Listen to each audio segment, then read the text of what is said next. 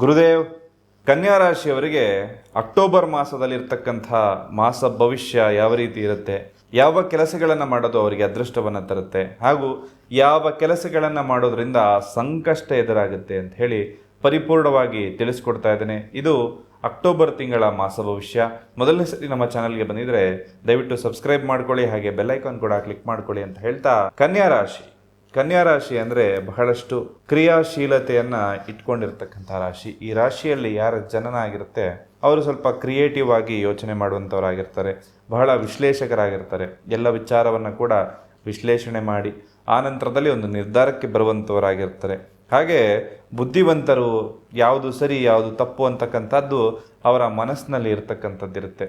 ಈ ಕನ್ಯಾ ರಾಶಿಯವರಿಗೆ ಈ ಮಾಸದಲ್ಲಿ ಸರಿ ತಪ್ಪುಗಳು ಯಾವುದು ಅಂತ ಹೇಳಿ ಯಾವುದೋ ಒಬ್ಬ ವ್ಯಕ್ತಿ ಬಂದು ನಿಮ್ಮ ಎದುರುಗಡೆ ನಿಂತು ಒಂದಷ್ಟು ಮಾನಸಿಕವಾಗಿ ಒತ್ತಡದಿಂದಾಗಿ ಇನ್ನೊಬ್ಬರ ಮಾತಿಗೆ ನೀವು ಪರಿಣಾಮ ಬೀರಿ, ಇನ್ನೊಬ್ಬರ ಮಾತು ನಿಮ್ಮ ಮೇಲೆ ಪರಿಣಾಮ ಬೀರಿ ಒಂದಷ್ಟು ತಪ್ಪು ನಿರ್ಧಾರಗಳ ತೆಗೆದುಕೊಳ್ತಕ್ಕಂತಹ ಲಕ್ಷಣಗಳಿರುತ್ತೆ. ಹಾಗಾಗಿ ಪೂರ್ಣವಾಗಿ ಅದನ್ನು ಅವಾಯ್ಡ್ ಮಾಡ್ಕೊಳ್ಳೋದು ಒಳ್ಳೆಯದು. ಹಾಗೆ ಪ್ರತಿ ಸಣ್ಣ ವಿಷಯದಲ್ಲೂ ಪರಿಪೂರ್ಣತೆ ಅಂತಕ್ಕಂಥದ್ದು ನಿಮಗೆ ಬಹಳ ಬೇಕಾಗುತ್ತೆ. ಅಂದರೆ ಪ್ರತಿಯೊಂದು ವಿಚಾರವೂ ಕೂಡ ಸರಿಯಾದ ರೀತಿಯಲ್ಲಿ ಕೆಲಸ ಆಗಬೇಕಾಗುತ್ತೆ ಕನ್ಯಾ ರಾಶಿಯವರಿಗೆ. ಆದರೆ ಈ ಮಾಸದಲ್ಲಿ ಒಂದಷ್ಟು ಅರ್ಜೆನ್ಸಿ ಅಂತಕ್ಕಂಥದ್ದು ಯಾವುದೇ ಕಾರಣಕ್ಕೂ ಮಾಡೋದಕ್ಕೆ ಹೋಗಬೇಡಿ. ನಿಧಾನಕ್ಕೆ ಎಲ್ಲವನ್ನು ಯೋಚನೆ ಮಾಡ್ಕೊಂಡು ಮಾಡಿ. ಹಾಗೆ ನೀವು ಎಲ್ಲೋದ್ರೂ ಕೂಡ ಹೊಂದಾಣಿಕೆ ಆಗ್ತಕ್ಕಂತಹ ಗುಣಗಳು ಕೂಡ ಈ ಕನ್ಯಾ ರಾಶಿಯಲ್ಲಿ ಬಹಳಷ್ಟು ಇರುತ್ತೆ. ಭಾಳ ಸೌಮ್ಯ ಸ್ವಭಾವದವರು ಕೂಡ ಈ ಒಂದು ಕನ್ಯಾ ರಾಶಿಯವರು ಸ್ವಲ್ಪ ಚಿಂತನಾ ಮಂಥನ ಮಾಡಬೇಕಾಗತ್ತೆ.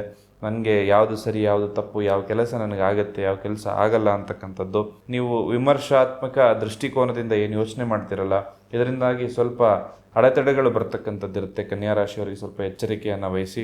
ಅತಿಯಾದಂತಹ ಒಂದು ಪರಿಪೂರ್ಣವಾಗಿ ಕೆಲಸಗಳಾಗಬೇಕು, ಕರೆಕ್ಟಾಗಿ ಇದೇ ಒಂದು ಫಾರ್ಮುಲಾದಲ್ಲಿ ಕೆಲಸ ಆಗಬೇಕು, ಈ ಮೈಂಡ್ಸೆಟ್ಟಿಂದಾಗಿ ಸ್ವಲ್ಪ ಸಮಸ್ಯೆಗಳು ಈ ಮಾಸದಲ್ಲಿ ನಿಮಗೆ ಎದುರಾಗ್ಬೋದು. ಹಾಗೆ ನೀವು ಜನರ ಸಹಕಾರ ಅಂತಕ್ಕಂಥದ್ದು ಕೂಡ ನಿಮ್ಮ ಕೆಲಸದ ಸ್ಥಳದಲ್ಲಿ, ನಿಮ್ಮ ಅಕ್ಕಪಕ್ಕಲಿನ ಜನರಲ್ಲಿ ಕೂಡ ಪಡ್ಕೋಬೋದು. ಹೊಸ ಕೌಶಲ್ಯವನ್ನು ಕಲಿತಕ್ಕಂಥದ್ದು, ಅಂದರೆ ಹೊಸ ರೀತಿಯ ಒಂದು ತಂತ್ರವನ್ನು ಕಲಿಯುವಂಥದ್ದು, ಹೊಸ ವಿಚಾರವನ್ನು ಕಲಿಯೋದು ಕನ್ಯಾ ರಾಶಿಯವರಿಗೆ ಬಹಳ ಪ್ರೀತಿ, ಬಹಳ ಇಷ್ಟ ಆಗುವಂಥ ವಿಚಾರಗಳು. ಈ ಮಾಸದಲ್ಲಿ ಅದೆಲ್ಲವಕ್ಕೂ ಕೂಡ ಅವಕಾಶಗಳು ಖಂಡಿತವಾಗ್ಲೂ ಕೂಡ ಬರುತ್ತೆ. ಕನ್ಯಾ ರಾಶಿಯವರು ಅಧಿಪತಿ ಬುಧ ಇರೋದರಿಂದ ನೀವು ಬುಧನ ಆರಾಧನೆ ಅಂದರೆ ವಿಷ್ಣುವಿನ ಆರಾಧನೆ ಮಾಡ್ಕೊಳ್ಳೋದು ತುಂಬ ಒಳ್ಳೆಯದು. ವಿಷ್ಣು ಸಹಸ್ರನಾಮ ಅಂತ ಇರ್ತಕ್ಕಂಥದ್ದು ಪ್ರತಿನಿತ್ಯ ಅದನ್ನು ಓದ್ಕೊಳ್ಳೋದು ಬಹಳ ಶುಭವಾಗುತ್ತೆ. ಹಾಗೆ ಹಸಿರು ಬಣ್ಣದ ಬಟ್ಟೆ ಕೂಡ ನಿಮಗೆ ಶುಭವನ್ನು ಕೊಡ್ತಕ್ಕಂಥದ್ದು. ಜಾತಕದಲ್ಲಿ ನಿಮ್ಮ ಬುಧನ ಸ್ಥಾನ ಎಲ್ಲಿದೆ ಅಂತ ಹೇಳಿ ನೋಡಿಕೊಂಡು ಎಮರಲ್ಡ್ ಅಥವಾ ಪಚ್ಚೆ ರತ್ನವನ್ನು ಧರಿಸ್ಕೊಳ್ಳೋದು ಕೂಡ ನಿಮಗೆ ಶುಭ ಕೊಡುತ್ತೆ. ಗಣೇಶನನ್ನು ಪೂಜಿಸೋದು ತುಂಬ ಶುಭ ನಿಮಗೆ ಆಗುವಂಥದ್ದು. ಹಾಗೆ ಪ್ರತಿದಿನ ಓಂ ಗಜಧ್ವಜಾಯ ವಿದ್ಮಹೆ ಸುಖಹಸ್ತಾಯ ಧೀಮಹಿ ತನ್ನೋ ಬುಧ ಪ್ರಚೋದಯಾತ್ ಈ ಮಂತ್ರವನ್ನು ಹೇಳ್ಕೊಳ್ಳೋದು ಬಹಳ ಶುಭ ಕೊಡುತ್ತೆ. ಹಸಿರು ಬಣ್ಣದ ಬಟ್ಟೆಯನ್ನು ನೀವು ಯಾವುದಾದ್ರು ಕಾರ್ಯಕ್ಕೆ ಹೋದಾಗ ಒಂದು ಕರ್ಚೀಫ್ ರೂಪದಲ್ಲಿ ನಿಮ್ಮ ಜೋಬಲ್ಲಿ ಇಟ್ಕೊಂಡು ಹೋದಾಗ ಕೆಲಸ ಕಾರ್ಯಗಳು ಚೆನ್ನಾಗಾಗುತ್ತೆ. ಪ್ರತಿದಿನ ಬೆಳಗ್ಗೆ ಎದ್ದು ಕೂಡಲೇ ಸ್ವಲ್ಪ ತುಳಸಿ ಗಿಡಕ್ಕೆ ನೀರು ಹಾಕುವಂತಹ ಅಭ್ಯಾಸವನ್ನು ಒಂದು ಬುಧನ ಅನುಗ್ರಹವನ್ನು ಪಡೀಲಿಕ್ಕೆ ಅಥವಾ ವಿಷ್ಣುವಿನ ಅನುಗ್ರಹವನ್ನು ಪಡೀಲಿಕ್ಕೆ ಖಂಡಿತವಾಗ್ಲೂ ಕೂಡ ಮಾಡ್ಬೋದು. ಈ ಒಂದು ಬುಧವಾರ ಉಪವಾಸ ಮಾಡ್ತಕ್ಕಂಥದ್ದು ನಿಮಗೆ ಮಾನಸಿಕವಾಗಿರ್ತಕ್ಕಂಥ ಒತ್ತಡಗಳನ್ನು ದೂರ ಮಾಡ್ತಕ್ಕಂಥದ್ದು. ಈ ಒಂದು ಅಕ್ಟೋಬರ್ ಮಾಸದಲ್ಲಿ ನಿಮ್ಮ ವೃತ್ತಿಪರವಾಗಿ ನೋಡೋದಾದರೆ ಈ ತಿಂಗಳು ನಿಮ್ಮ ಕೆಲಸದಲ್ಲಿ ಹೊಸ ಅವಕಾಶಗಳು ಸಿಗ್ಬೋದು. ನಿಮ್ಮ ಕಠಿಣ ಪರಿಶ್ರಮಕ್ಕೆ ತಕ್ಕ ಪ್ರತಿಫಲ ಅಂತಕ್ಕಂಥದ್ದು, ಇಷ್ಟು ವರ್ಷದಿಂದ ಏನು ಕಷ್ಟಪಡ್ಕೊಂಡು ಬಂದಿದ್ದೀರಲ್ಲ ಅದಕ್ಕೆ ತಕ್ಕಂಥ ಪ್ರತಿಫಲಗಳು ಕೂಡ ಈ ಮಾಸದಲ್ಲಿ ಬರ್ಬೋದು. ಹಣಕಾಸಿನ ವಿಚಾರದಲ್ಲಿ ಉತ್ತಮ ಸ್ಥಿತಿ ಅಂತಕ್ಕಂಥದ್ದು ಕೂಡ ಇರುತ್ತೆ.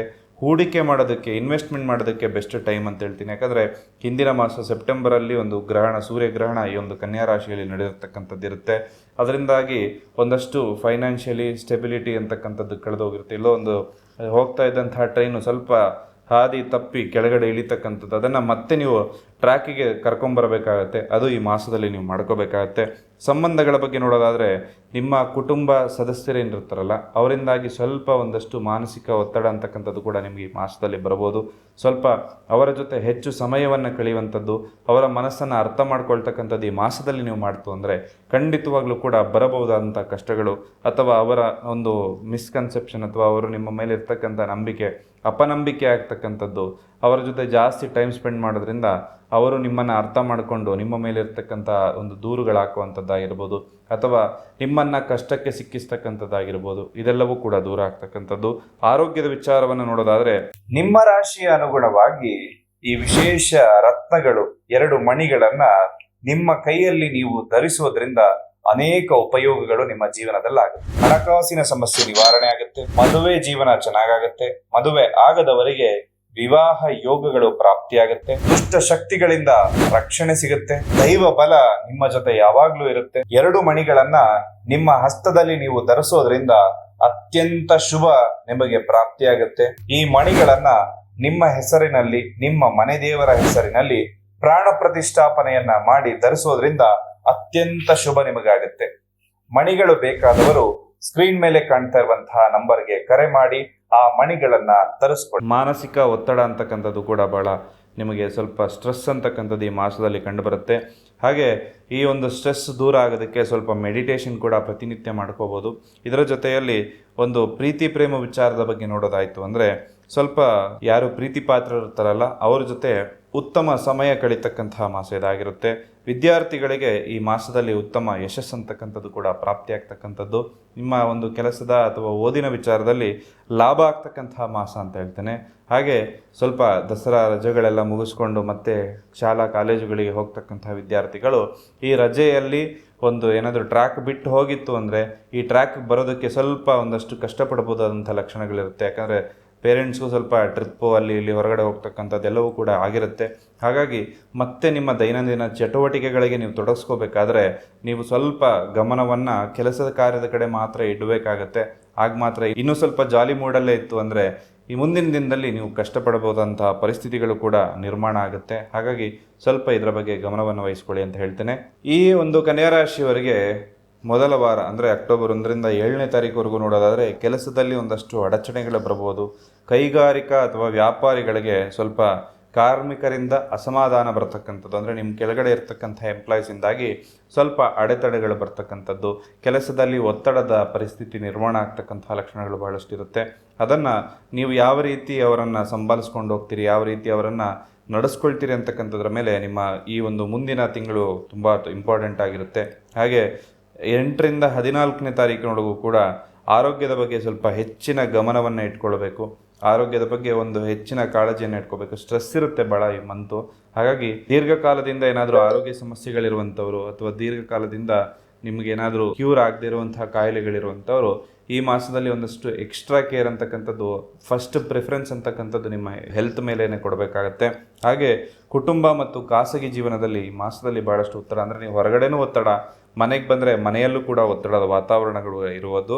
ಹಾಗೆ ಗೊಂದಲದ ವಾತಾವರಣ, ಅಂದರೆ ಏನೋ ಒಂದು ಸ್ವಲ್ಪ ಕನ್ಫ್ಯೂಷನ್ ಸ್ಟೇಟಲ್ಲಿ ಇರ್ತಕ್ಕಂಥ ಲಕ್ಷಣ ಇರುತ್ತೆ. ಮಾತಾಡಬೇಕಾದ್ರೆ ತುಂಬ ಎಚ್ಚರಿಕೆಯಿಂದ ಮಾತಾಡ್ಕೊಳ್ಳಿ. ಆರ್ಥಿಕ ಯೋಜನೆಯಲ್ಲಿ ಈ ಮಾಸದಲ್ಲಿ ಕೊನೆಯ ಭಾಗದಲ್ಲಿ ಯಶಸ್ಸು ಅಂತಕ್ಕಂಥದ್ದು ಪ್ರಾಪ್ತಿಯಾಗುತ್ತೆ. ಜೊತೆಗೆ ಹಿರಿಯರಿಂದ ಕೂಡ ನಿಮಗೆ ಒಂದು ಶಾಬಾಸ್ಗಿರಿ, ನಿಮ್ಮ ಗುರುಗಳಿಂದ ಶಾಬಾಸ್ಗಿರಿ ಪಡಿತಕ್ಕಂತಹ ಮಾಸ ಅಂತ ಹೇಳ್ತೇನೆ. ಕಾಂಟ್ರಾಕ್ಟ್ ಕೆಲಸದಲ್ಲಿ ಯಾರ್ಯಾರು ಇರ್ತೀರಲ್ಲ ನಿಮ್ಗೆಲ್ರಿಗೂ ಕೂಡ ಲಾಭ ಆಗುತ್ತೆ. ಆದರೆ ನೀವು ಒಂದು ಲೋಭದಿಂದ ದೂರ ಇರಬೇಕಂದ್ರೆ ನೆಗೆಟಿವ್ ಅಥವಾ ನಿಮ್ಮ ಒಂದು ಲೀಗಲ್ ಆಗಿರ್ತಕ್ಕಂಥ ವಿಚಾರಗಳನ್ನು ಬಿಟ್ಟು ಇಲ್ಲೀಗಲ್ ವಿಚಾರಗಳಿಗೆ ಹೋದಾಗ ಸ್ವಲ್ಪ ನಷ್ಟ ಆಗ್ತಕ್ಕಂಥದ್ದು. ಹೊಸ ಆದಾಯದ ಮಾರ್ಗಗಳು ಕೂಡ ಈ ಮಾಸದಲ್ಲಿ ಬರ್ಬೋದು. ಹೂಡಿಕೆ ಹಾಗೂ ಸಾಲದ ವಿಷಯದ ಬಗ್ಗೆ ಎಚ್ಚರಿಕೆಯನ್ನು ವಹಿಸಬೇಕು. ಸಾಲ ಅಂದರೆ ಹೂಡಿಕೆ ಮಾಡಬೇಕಾದ್ರೆ ಸಾಲ ಮಾಡಿ ಹೂಡಿಕೆ ಮಾಡೋದಕ್ಕೆ ಹೋಗ್ಬೇಡಿ, ಭಾಳ ನಷ್ಟ ಆಗುತ್ತೆ. ಹಾಗೆ ಶುಕ್ರನ ಪ್ರಭಾವದಿಂದ ಕುಟುಂಬ ಜೀವನದಲ್ಲಿ ಸಣ್ಣ ಮಟ್ಟಿಗಿನ ನಿಮಗೆ ಇರ್ತಕ್ಕಂಥ ಒಂದು ಸ್ಟ್ರೆಸ್ ಏನಿರುತ್ತಲ್ಲ ಅದು ಈ ಮಂತ್ ಕೊನೆ ಭಾಗದಲ್ಲಿ ಸ್ವಲ್ಪ ಕ್ಲಿಯರ್ ಆಗಿಬಿಡುತ್ತೆ. ಎಲ್ಲ ಗೊಂದಲದ ವಾತಾವರಣ ಕೂಡ ಕ್ಲಿಯರ್ ಆಗಿಬಿಡುತ್ತೆ. ದಾಂಪತ್ಯದಲ್ಲಿ ಅಥವಾ ನಿಮ್ಮ ಒಂದು ನಿರ್ಧಾರಗಳನ್ನು ತಗೋಬೇಕಾದ್ರೆ ಯಾವುದೇ ಕಾರಣಕ್ಕೂ ತುರ್ತು ನಿರ್ಧಾರವನ್ನು ತೆಗೆದುಕೊಳ್ಳಕ್ಕೆ ಹೋಗಬೇಡಿ. ಹಾಗೆ ದೇಹದಲ್ಲಿ ಸ್ವಲ್ಪ ದಣಿವು ಅಂತಕ್ಕಂಥದ್ದು ಕೂಡ ಇರುತ್ತೆ. ನಿಯಮಿತ ಆಹಾರ ಎಷ್ಟು ಬೇಕೋ ಅಷ್ಟನ್ನು ತಿನ್ನಬೇಕು.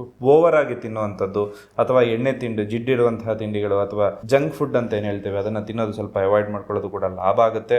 ಹಾಗೆ ನಿಮಗೆ ಒತ್ತಡ ಕಮ್ಮಿಯಾಗುವಂತಹ ಚಟುವಟಿಕೆಗಳು, ಸ್ವಲ್ಪ ಸ್ಟ್ರೆಸ್ ರಿಲೀಫ್ ಆಗ್ತಕ್ಕಂತಹ ಕೆಲಸ ಕಾರ್ಯಗಳಲ್ಲಿ ನಿಮ್ಮನ್ನು ನೀವು ತೊಡಗಿಸ್ಕೊಳ್ಳಿ. ಎಲ್ಲದಕ್ಕೂ ಕೂಡ ಪರಿಹಾರಗಳನ್ನು ಆಗಾಗಲೇ ಹೇಳಿದ್ದೇನೆ. ಯಾವ ಸಮಸ್ಯೆಗೆ ಯಾವ ಪರಿಹಾರ ಮಾಡ್ಕೋಬೇಕು ಅಂತ ಹೇಳಿ ಆ ಕ್ಷಣದಲ್ಲೇ ನಿಮಗೆ ತಿಳಿಸ್ಕೊಟ್ಟಿದ್ದೇನೆ. ಇದೆಲ್ಲವನ್ನು ಕೂಡ ಪಾಲನೆ ಮಾಡ್ಕೊಂಡು ಹೋಗಿ. ಖಂಡಿತವಾಗ್ಲೂ ಕೂಡ ಎಲ್ಲರಿಗೂ ಕೂಡ ಶುಭವಾಗುತ್ತೆ. ಹಾಗೆ ಈ ಒಂದು ಮಾಸದಲ್ಲಿ ನೀವು ಅಂದುಕೊಂಡ ಕೆಲಸ ಕಾರ್ಯಗಳೆಲ್ಲವೂ ಕೂಡ ಸಿದ್ಧಿಯಾಗಲಿ. ಜೊತೆಗೆ ಕೆಲವೊಬ್ಬರ ಜೀವನದಲ್ಲಿ ರಾಜಯೋಗ ಇದ್ದರೂ ಕೂಡ ಸಾಮಾನ್ಯ ವ್ಯಕ್ತಿಯ ಥರ ಜೀವನವನ್ನು ನಡೆಸ್ತಾ ಇರ್ತಾರೆ. ಇನ್ನು ಕೆಲವರ ಜೀವನದಲ್ಲಿ ಯಾವುದೇ ಯೋಗ ಇಲ್ಲ ಅಂದರೂ ಕೂಡ ದಿನದಿಂದ ದಿನಕ್ಕೆ ಅಭಿವೃದ್ಧಿಯನ್ನು ಆಗ್ತಾರೆ. ಅದಕ್ಕೆ ಮೂಲ ಕಾರಣ ಅವರ ವೈಯಕ್ತಿಕ ಜೀವನದ ಅಥವಾ ವೈಯಕ್ತಿಕ ಜಾತಕದ ವಿಶ್ಲೇಷಣೆಯನ್ನು ಅವ್ರು ಮಾಡ್ಕೊಂಡಿರ್ತಾರೆ. ಅದನ್ನು ನೀವು ನಿಮ್ಮ ಜಾತಕವನ್ನು ನೋಡಿ ತಿಳ್ಕೊಂಡು ದಶಾಭುಕ್ತಿಗಳ ಮುಖಾಂತರದಲ್ಲಿ ನಿಮಗೆ ಬೇಕಾದ ಪರಿಹಾರಗಳನ್ನು ನೀವು ಮಾಡಿಕೊಂಡಾಗ ನೀವು ಕೂಡ ಅಭಿವೃದ್ಧಿಯಾಗುವಂತಹ ದಾರಿಯಲ್ಲಿ ಹೋಗ್ಬೋದು. ಯಾವ ಕೆಲಸ ನಿಮಗೆ ಸೂಟ್ ಆಗುತ್ತೆ ಅಂತ ನೋಡಿಕೊಂಡು ಆ ಕೆಲಸದ ಕಡೆ ಫೋಕಸ್ ಮಾಡಿದಾಗ ಜೀವನ ಸಕ್ಸಸ್ ಆಗುತ್ತೆ. ಹಾಗೆ ನೀವು ಅಂದುಕೊಂಡ ಕೆಲಸ ಕಾರ್ಯಗಳೆಲ್ಲವೂ ಕೂಡ ಸಿದ್ಧಿಯಾಗಲಿ ಅಂತ ಹೇಳಿ ಭಗವಂತನಲ್ಲಿ ಪ್ರಾರ್ಥನೆ ಮಾಡ್ತಾ ಸರ್ವೇ ಜನಃ ಸುಖಿನೋ ಭವಂತು.